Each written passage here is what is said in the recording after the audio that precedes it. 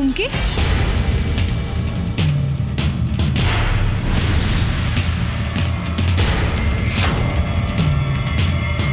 হে ভগবান, এটাও কি দেখে ফেললো চারু?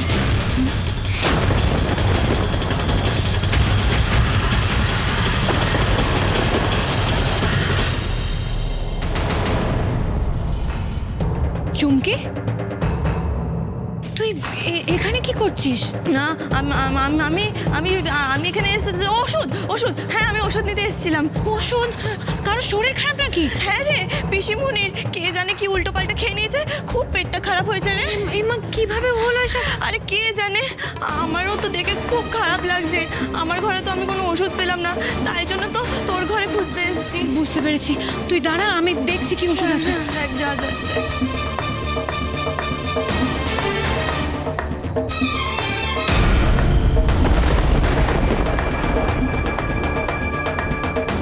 জানিস তো, আমাদের বাড়ি হলে না কোনো চিন্তাই ছিল না।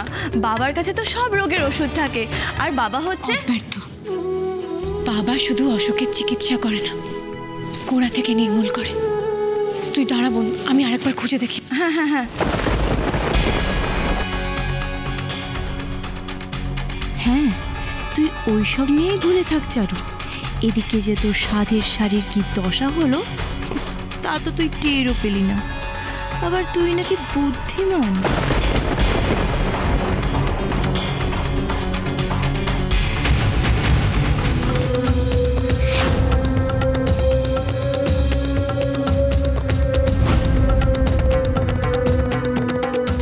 পেয়েছি বোন, ওষুধ পেয়েছি।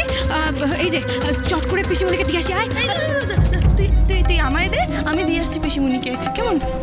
তুই যাবি? আচ্ছা ঠিক আছে, যা।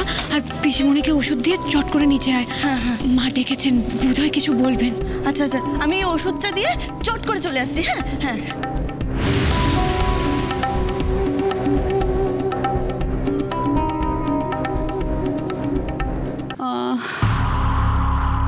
আর পারছি না।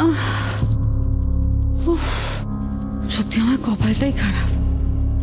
যত রাজ্যের গাইয়া অশিক্ষিত সব জুটেছে আমার কপালে। আরে জোলাপ তো 2 ফোঁটা দিলে কাজ হয়, তাটা করে গোটা শিশিটা উপর করে দিল।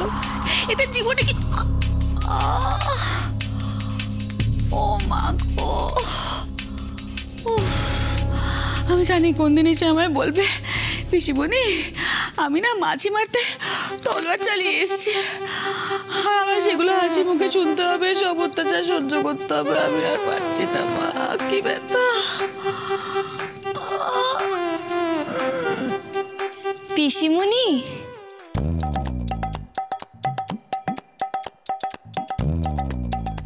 কাজ হয়ে গেছে পিসিমণি। এবার আর কোনো ভুল হয়নি পিসিমণি। গোটা একটা রঙের শিশি না ওই শাড়িটার উপর ঢেলে দিয়ে এসেছি। ওই আবার সেই একই ভুল। হাওয়া এখন গরম মনে হচ্ছে। জোলাপ যতক্ষণ খেল দেখাচ্ছে ততক্ষণ তোকে নরম থাকতে হবে চুমকি, না হলে কিন্তু খুব বিপদ। পিসিমণি, ওই শাড়ি চারু আর কখনো গায়ে তুলতে পারবে না। এই ওষুধটা খেয়ে নিন পিসিমণি, আপনার শরীর ভালো হয়ে যাবে।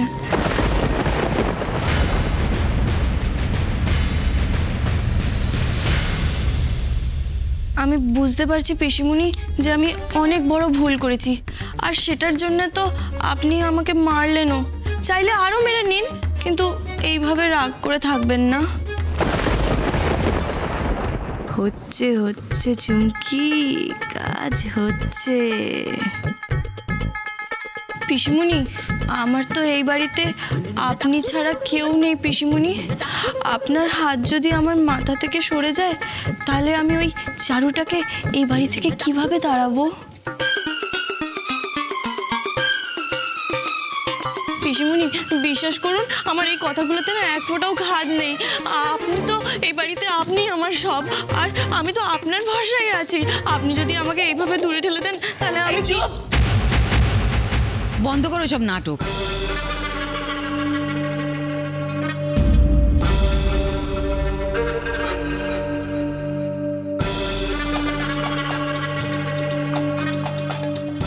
কাজটায় কোনো ফাঁক রাখুনি তো? না পিসিমণি, আমায় 100-100 না দিয়ে না আপনার আর কোনো উপায় নেই।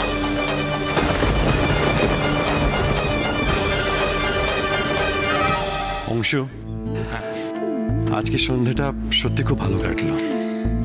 আমাদের বাড়িতে সবাই কত গুণী, ইনফ্যাক্ট আমি ভাবতেই পারছি না যে স্পন্টেনিয়াসলি সবাই কত কিছু করে ফেললো, স্পেশালি দাদু ভাই।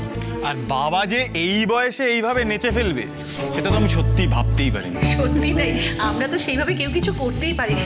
আর বাবা কতটা স্পোর্টিংলি এবং স্পন্টেনিয়াসলি সবটা করলো বলুন তো। সে আর বলতে হবে না। আরে বাবা, মানুষটা একা হাতে এত বড় ব্যবসাটা সামলেছে। বাবার প্রেজেন্স অফ মাইন্ড, কোনো কথা বলতে পারবি? হ্যাঁ, এত সব কঠিন কঠিন কথা জানি না বাবা, শুধু এইটুকু বুঝলাম যে দাদু ভাই আমাদের খুব রোমান্টিক। আমি কিন্তু সেকেন্ড করছি। সত্যি এই বয়সে কিন্তু দাদা ভাই age is just a number. দাদু ভাই তো আমাদের এভারগ্রিন রে। সত্যি। ওই তো চারু এসে গেছে।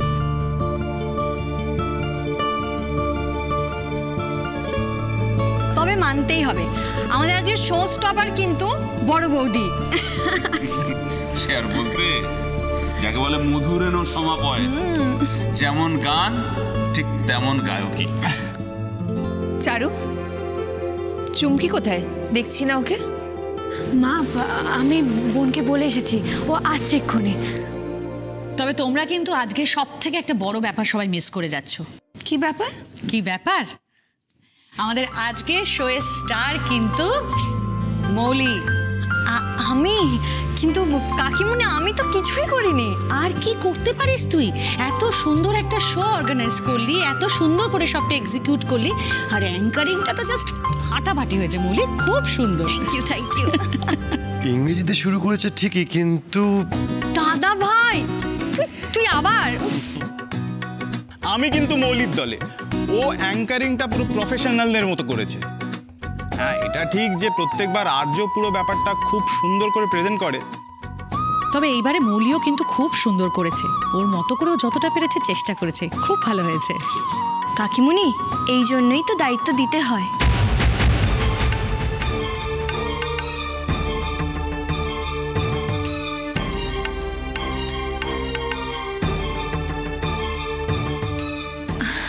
না মানে আমি বলতে চাইছিলাম যে আজ যেমন মৌলিকে এই বিজয় সম্মেলনের দায়িত্বটা দেওয়া হলো বলেই আমরা সকলেই জানতে পারলাম যে ও সব কাজটা কি সুন্দর গুছিয়ে সুন্দর করে করতে পারে। এই সুযোগটাই যদি ওকে না দেওয়া হতো তাহলে তো আমরা কেউই জানতে পারতাম না যে ও এতটা গুণী। তা ঠিক, সেটা কিন্তু ঠিক দিদিভাই, সত্যি ওকে আমাদের দায়িত্ব দেওয়া উচিত। বাণী তো ঠিকই বলেছে চুমকি, এবারে লক্ষ্মী পুজোর দায়িত্বটা বরং তুমিই নাও।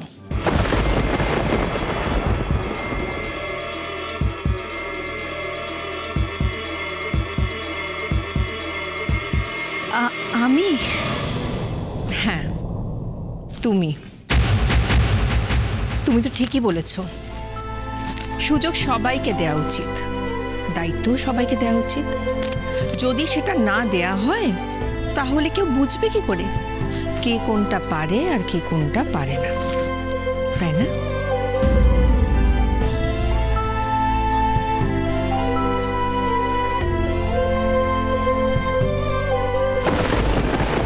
চুমকি তো পুজোর কিছুই জানে না।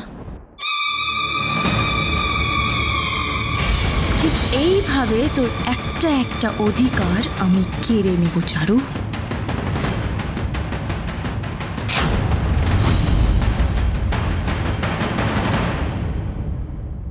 এটা পুজোর জোগাড় হয়েছে? কি হয়েছে মা? কি স্ত্রীহীন কাজ করেছো তুমি চুমকি? আমি নিজের দায়িত্ব নিয়ে সব জোগাড় করে দেবো মা। তুমি করবে? হ্যাঁ মা, আমি নিজে তাকে বরণ করে এই বাড়িতে নিয়ে আসবো।